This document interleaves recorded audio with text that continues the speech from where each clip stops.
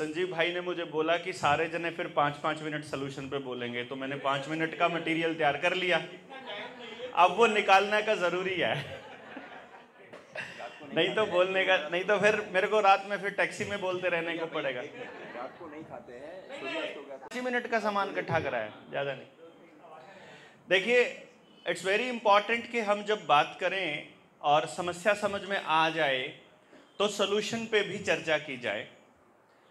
Solution में अपने को मालूम पड़ गया, संजय भाई ने भी बताया और सभी लोगों ने बता दिया कि सुबह उठने से लेकर रात को सोने तक और आपके बच्चे के पैदा होने से लेकर और उसके आखिरी संस्कार तक, चाहे कागज़ों के रूप में हो चाहे आपकी प्रोग्रामिंग हो, वो सब कुछ उनके हिसाब से हो रही है।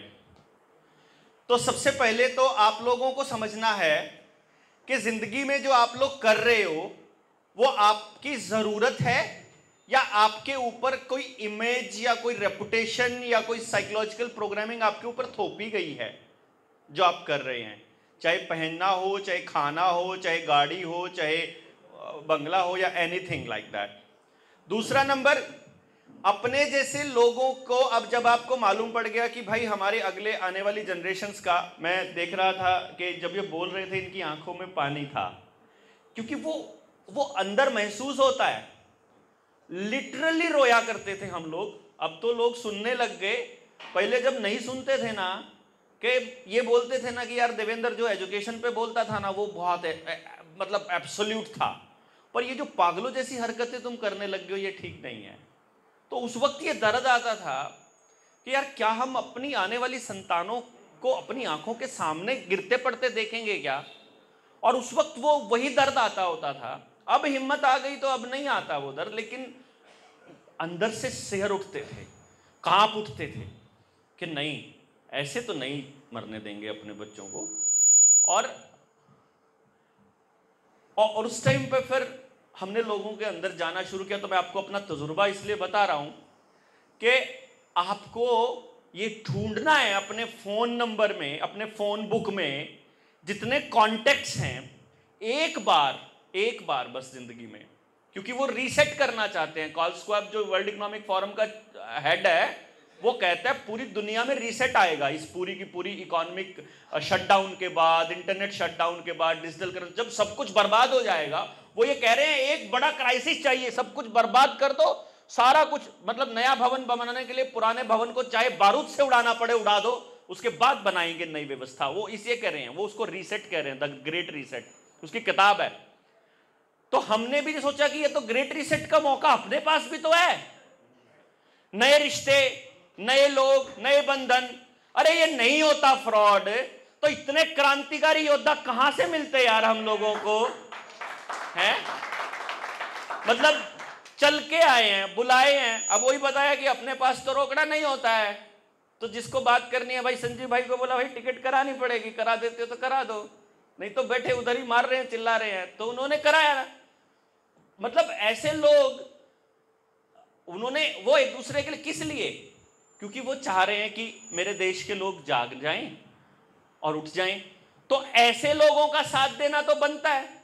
और फिर अपने सर्कल में से, अपने मोबाइल में से एक बार, अगर 1000 नंबर है ना, सबको फोन दे मारो एक बारी और पूछ लो भाई तुमको ये बूटी चाहिए क्या? तुमको लगता है सरकार सही कर रही है तो एक तो मेरे हिस्से की भी ले ले और चाहे गिलास में भर के पी ले, पर अब जिंदगी में दोबारा फोन मत करियो, तेरा काम खत्म, तू गया लाइफ से। अब नहीं है उसको ढोने का, ऐसे रिश्तेदार, ऐसे दोस्त ढोने का कोई फायदा नहीं है। जिनको पैसा ही चाहिए, जिनको कबाड़ा ही खाना है, जिनको कबाड़ ही सोचना है, जो अपने पड़ोसी के बारे में नहीं सोच सकता, ऐसे लोगों को निकाल फेंकिए अपनी जिंदगी से बाहर। जो मानवता के लिए बोल नहीं सकता, जिसके अंदर अक्ल नहीं है, ये कॉमन सेंस मर गया है जिसका, वो आपको भी ले डूबेगा। वो ऐसा आदमी है जैसे डूबते हुए भंवर में आप जाके बचाने जाओ और वो बंदा गर्दन पकड़ के नीचे खींच डाले आपको, वो आपको भी मरवा डालेगा। तो उसको निकालो बाहर। सबसे पहले ढूंढो अपने सर्कल में, 1000 लोगों को बात करोगे ना, 10 तो कन्फर्म मिलेंगे। आपके पड़ोस में, आपकी दूसरी गली में, दूसरे मोहल्ले में, दूसरे गांव में 10 तो पक्का मिलेंगे। और एक आदमी के पास अगर 10 आदमी हो गए ना, यकीन मानिए किसी की औकात नहीं है आपको छेड़ने की, किसी की भी हिम्मत नहीं है। सिर्फ 10 आदमी चाहिए आपको। कोई अवेकन इंडिया मूवमेंट, कोई देवेंद्र बलारा, कोई जनता सरकार मोर्चा, कोई संगठन नहीं चाहिए आपको। फिर जिस दिन ये लड़ाई बड़ी होगी उस दिन आप भी खड़े होंगे, आपके 10 लोग भी खड़े होंगे, उनके 10 लोग भी खड़े होंगे, और फिर क्रांति आएगी जब बोलेंगे कि खाली करो सिंहासन, जनता आती है। सारी व्यवस्थाएं तैयार कर देंगे। व्यवस्था के खिलाफ केवल व्यवस्था लड़ सकती है। करेंसी पे भी लड़ा जाएगा, सोना भी उल्टा मांग लेंगे, कर्जा भी हम नहीं देंगे, बिजली के बिल भी नहीं भरेंगे, हमारे संसाधनों का लुटना भी नहीं देखेंगे, हम कुछ भी बिकने नहीं देंगे। लेकिन जिनके लिए लड़ रहे हैं उनको समझ में तो आए, तो उन लोगों को तो इकट्ठा कर लो। और उसके लिए ये जो जागृति अभियान है ये अभी शुरू हुआ है, और मतलब हम तन मन धन से लगे हुए हैं। जैसे आपको एग्जाम्पल दे दिए, चाहे दवे साहब का हो, चाहे राजीव भाई का हो, चाहे लाल बहादुर शास्त्री का हो, जॉन एफ कैनेडी का हो, या फिर अब्राहम लिंकन का हो, जिस भी आदमी ने इस व्यवस्था के खिलाफ नाम लेके सीधा बोला है ना, वो नहीं बचा है। मैं अपनी वीडियोस में, पुरानी वीडियोस थी, वो चैनल उड़ गया, मैं उस पर लिटरली समझाते समझाते रोया करता था कि यार मेरे को कुछ हो जाए ना, प्लीज बच्चों को संभाल लेना। क्योंकि आई न्यू, मेरे को मालूम था कि मैं नाम लेके बोल रहा हूं, और मैं उस व्यवस्था के खिलाफ नाम लेके बोल रहा हूं कि जिस दिन लोगों को समझ में आ गया, I will be danger to this system. और आदमी तो, अगर आदमी सिस्टम के खिलाफ डेंजर बन जाएगा तो आदमी को खत्म करना तो कुछ भी नहीं है, कीड़े मकोड़े की तरह मसल देगा ना वो। लोग कोई आ नहीं रहे थे, ऑप्शन कोई नहीं था। बट अब तो जैसे संजीव भाई ने बताया, पूरे गुजरात में हर जिले में 100 ऐसे योद्धा तैयार करने का प्लान है कि 100 देवेंद्र बलारा उतारने का प्लान कर रहे हैं हम लोग। तो मान लीजिए हर जिले में इतने जानने वाले लोग हो जाएंगे, इनकी क्या औकात है। तो दूसरे नंबर पे ये है कि अपने आसपास के 10 लोग। तीसरे नंबर पे आपसे गुजारिश ये है, अगर आपने फैमिली फार्मर अपना लिया, जैसे कि अंबर भाई बोल रहे थे, फैमिली डॉक्टर की जरूरत नहीं होगी। जिंदा एग्जाम्पल हूं, 26 साल से सिंगल टैबलेट नहीं ली किसी बीमारी की मैंने, 26 साल से। मेरा बच्चा 15 साल का है, बचपन में गलती से किसी ने छुप छुपा के, किसी डॉक्टर ने ठोक दिया तो उसको कोई ठोक दिया होगा इंजेक्शन, उसने कभी कोई नहीं लिया। सुनील का बेटा 3 साल का है, ना प्रेगनेंसी में ना उसके बाद कोई इंजेक्शन नहीं लिया। सबसे हेल्दी बच्चे हैं, मेरा बच्चा भी, इसका बच्चा भी। 9-10 साल से मेरा नहीं कभी बीमार हुआ, और इसका ने तो आज से तक डॉक्टर का मुंह ही नहीं देखा। तो कितना पैसा बचता है अगर डॉक्टर बच गए तो। बीमार नहीं हुए तो काम करने का कितना जज्बा बचता है। आप रात को 1 बजे मैसेज करो, आपको रात को 1 बजे भी जवाब मिलेगा। वो बोलते हैं यार बलारा सोता नहीं है क्या, और आपको कभी एनर्जी में कमी नजर नहीं आएगी। क्यों? क्योंकि बीमारी की फीलिंग ही नहीं है ही नहीं बीमार। शरीर सिर्फ ठीक है तो एक बार सोना होता है बस, सुबह तक फिर हीलिंग। मतलब आप फार्मर वाला एग्जाम्पल, फार्मर वाला काम तो आपको करना ही चाहिए, अकेले नहीं कर सकते ना। अब कई लोग कहते हैं शहर में हमारे पास तो जमीन नहीं है, हम कैसे ऑर्गेनिक खेती करें। अच्छा, तुमने कपड़े की फैक्ट्री लगा रखी है, चश्मे की फैक्ट्री लगा रखी है, जूते की फैक्ट्री है, सब कुछ खरीद के तो लाते हो। बाजार में कचरा खाने से तो बढ़िया है फार्मर से जाके अमृत खरीद के लाओ ना। बाजार में कचरा क्यों बोल रहा हूं कि ब्लेंडिंग के नाम पे आटे में वो लोग प्रिजर्वेटिव जोड़ने का बात करते हैं। सरकार ने कानून में कहा है 5% तक जोड़ सकते हैं, 45% तक जोड़ते हैं, जो इससे कैंसर होता है। में जीएमओ, समझ के मेरा मतलब ये था कि जो हमारा आटा 3-4 दिन हफ्ते में खराब हो जाता है, आपके तो 6-6 महीने नहीं होते। मतलब फैमिली फार्मर वाला एग्जाम्पल। और तीसरा, जहां भी जो भी संगठन, जो भी व्यक्ति इस न्यू वर्ल्ड ऑर्डर के खिलाफ खड़ा मिले और जिस भी रूप में आप लोग उसको मदद कर पाओ, आपको करनी चाहिए। लंबी चर्चा बाद में करेंगे, अभी फिलहाल के लिए इतना ही। जय हिंद, जय भारत। बहस फिर से शुरू हुई, स्टालिन फिर से आया, और स्टालिन ने क्या किया, अपने साथ एक मुर्गी लेके आया और फिर से बहस शुरू हुई। स्टालिन फिर एक शब्द नहीं बोला, उसने मुर्गी का एक पर खोल के वो बैठा रहा। अब उसने क्या किया, मुर्गी का एक पंख निकाला और फेंक दिया, फिर दूसरा पंख निकाला, वो फेंक दिया। वो बहस कर रहे हैं, इधर से स्टालिन एक एक करके मुर्गी का एक एक पंख, एक एक पंख, एक एक पंख, एक एक पंख नोच रहा है। और वो बहस करते जा रहे हैं कि जनता को अधिकार देना है कि नहीं देना, देना है कि नहीं देना, जनता ऐसी होती है, जनता वैसी होती है। वो उनके पंख नोच रहा है। एक एक करके स्टालिन ने मुर्गी का एक एक पंच नोच के फेंक दिया, लहू लुहान मुर्गी हो गई। और अचानक लोगों को पता लगा कि स्टालिन ये क्या कर रहा है। और फिर स्टालिन ने क्या किया, मुर्गी जमीन पे छोड़ दी। और फिर स्टालिन ने अपनी जेब से अनाज के एक मुट्ठी अनाज निकाला और फिर चलता हुआ गया, मुर्गी के सामने एक एक दाना फेंकता गया। और वो लहू लुहान हुई मुर्गी, जिसका एक एक पंख स्टालिन ने खुद नोच के निकाला है, वो मुर्गी फिर भी उसके पीछे चली गई। फिर स्टालिन दरवाजे तक गया और वहां से फिर से वापस आया और उसके ऊपर एक एक एक एक एक दाना लेता हुआ आया और मुर्गी फिर उसके पीछे आई। और स्टालिन बोला, ये है जनता।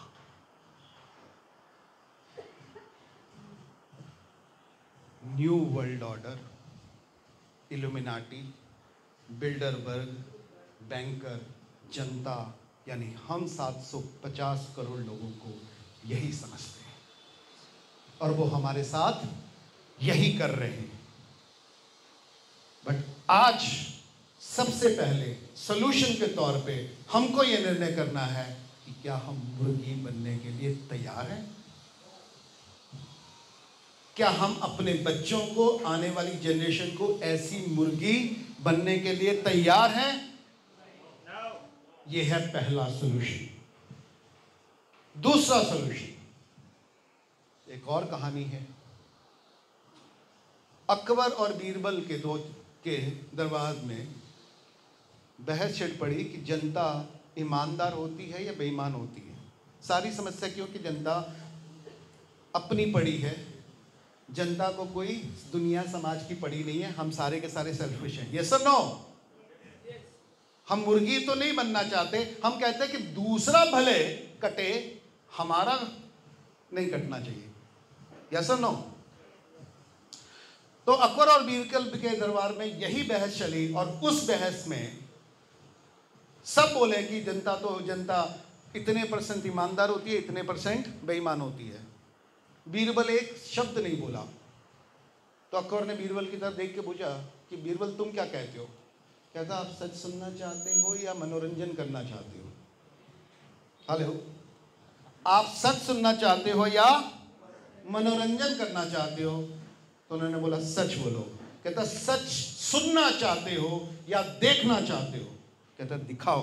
तो उसने अगले दिन मुनादी कर दी कि एक ज्योतिषी ने ये भविष्यवाणी की है कि अगर अकबर यानी राजा जनता के द्वारा दिए गए दूध से नहाए, दान किए दूध से नहाए, तो अगले 10 साल तक खूब समृद्धि होगी, खूब अच्छी वर्षा होगी। तो जनता जनार्दन से रिक्वेस्ट है कि सब लोग अपनी हृदय से, अपने दिल से एक एक बाटकी दूध दान करें। अगले दिन चांदनी चौक पे, सभी चौक पे बड़े बड़े बर्तन रख दिए गए। जनता एक एक बाटकी लाती थी, उस बर्तन में डालती थी। सारा दिन, सारी रात यही काम चला। अगले दिन बर्तन उठाए गए, क्या निकला सबको पता है। तो अब आप मुझे बताइए, ये दूध का पानी कैसे हो गया? हमारी रगों में मैत्री, करुणा, मुदिता, समता, चारित्र, दर्शन कहां से पानी हो गया? और कैसे ये सारा का सारा इल्यूमिनाटी छा गया? क्योंकि सब लोगों ने ये सोचा कि बाकी सब तो दूध डालेंगे, ये सारे तो सारे जागृति का काम करेंगे, अपना गर्दन कटवाएंगे, जेल जाने के लिए तैयार हो जाएंगे, और हमारे बच्चे और हम बच जाएंगे।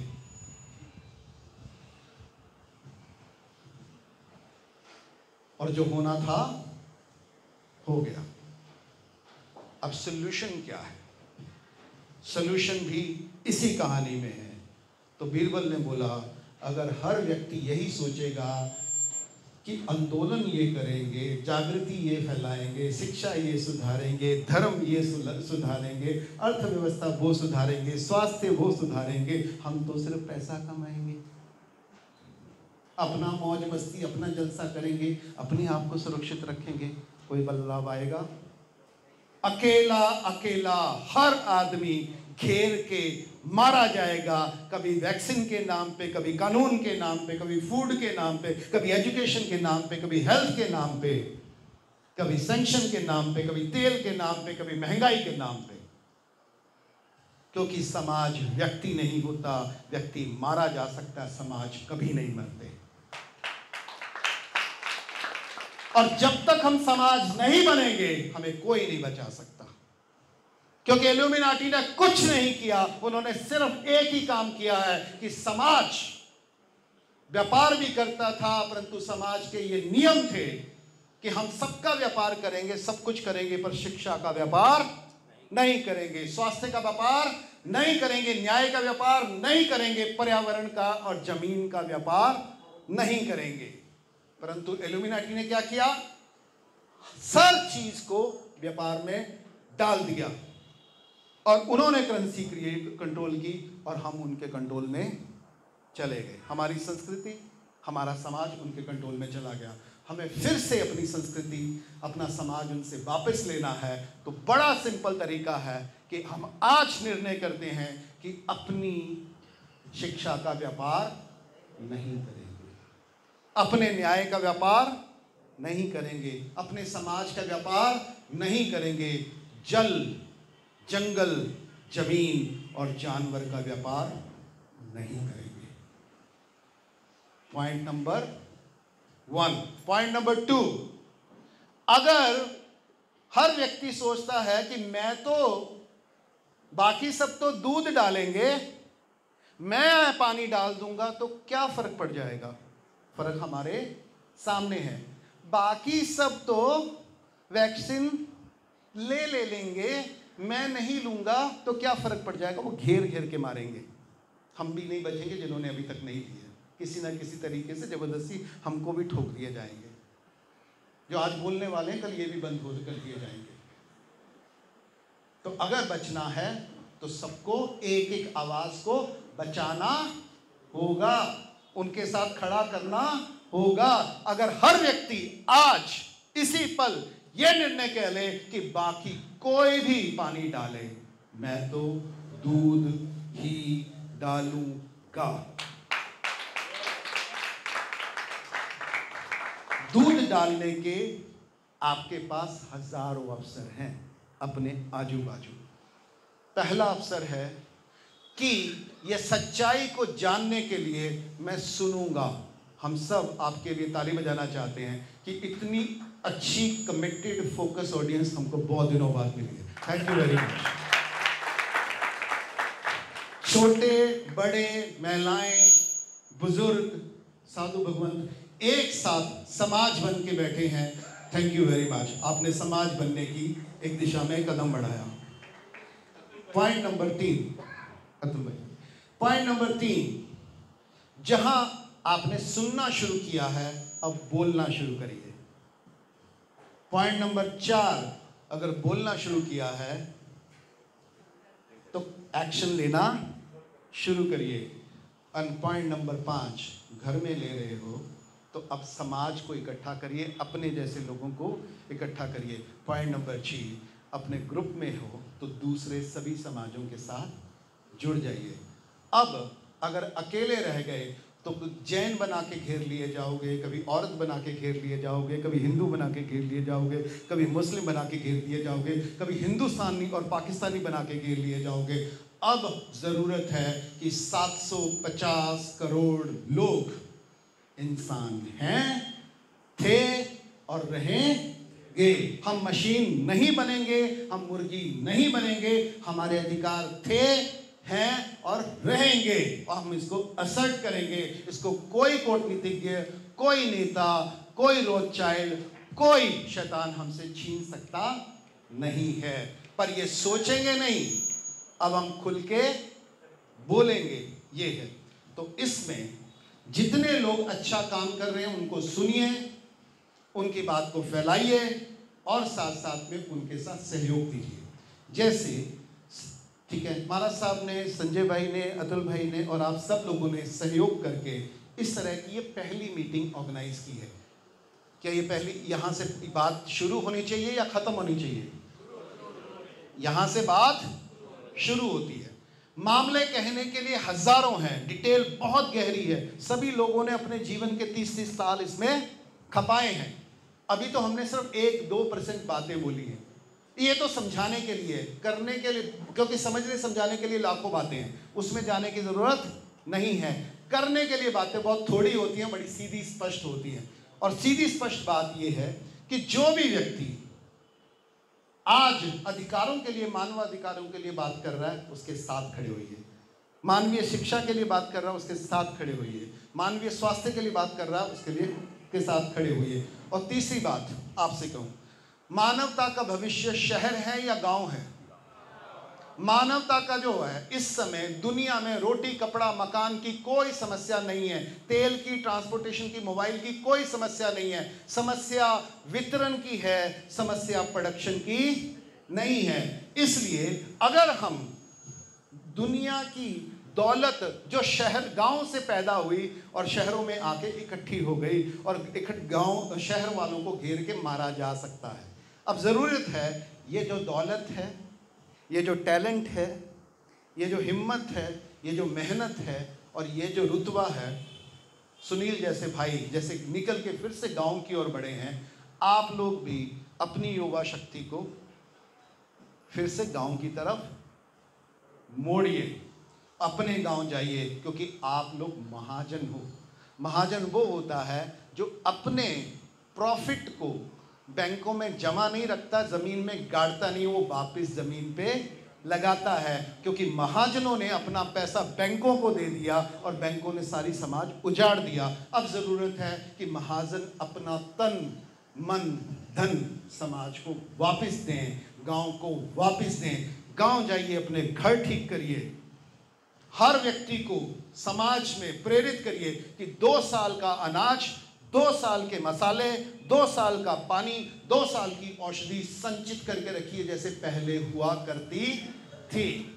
इससे किसान समृद्ध होने लगेगा। सीधा मॉल से मत खरीदिए, सीधा किसान से खरीदिए। 2 नंबर 3, अपने घर गांव जाके वहां के जंगल लगाइए, मियाँबंद की फॉरेस्ट लगाइए, ऑर्गेनिक फार्मिंग वालों को प्रमोट करिए, अपने गांव में तालाब बनाइए, वहाँ पानी का संचय करिए, जितने लोग हैं उतने जानवर को फिर से बसाइए। अकेली गौशाला से नहीं होगा, वहाँ भेड़ भी चाहिए, वहाँ बकरी भी चाहिए, वहाँ भैंस भी चाहिए, वहाँ तीतर भी चाहिए, वहाँ पक्षी भी चाहिए, वहाँ चिड़िया भी चाहिए। अपनी जीवदया को 2 जानवरों तक या 3 जानवरों तक सीमित मत करिए। हमें पूरी जीव सृष्टि चाहिए, क्योंकि अगर जल, जंगल, जमीन, जानवर बचेगा तो इंटरनेट बचे या ना बचे, बड़े बड़े टावर बचे ना बचे, राइट, बुर्ज खलीफा बचे ना बचे, सभ्यता बच जाएगी, समाज बच जाएगा, संस्कृति बच जाएगी, हमारी सारी पीढ़ियां बच जाएंगी और मानवता सदी सदा लहलहाती रहेगी।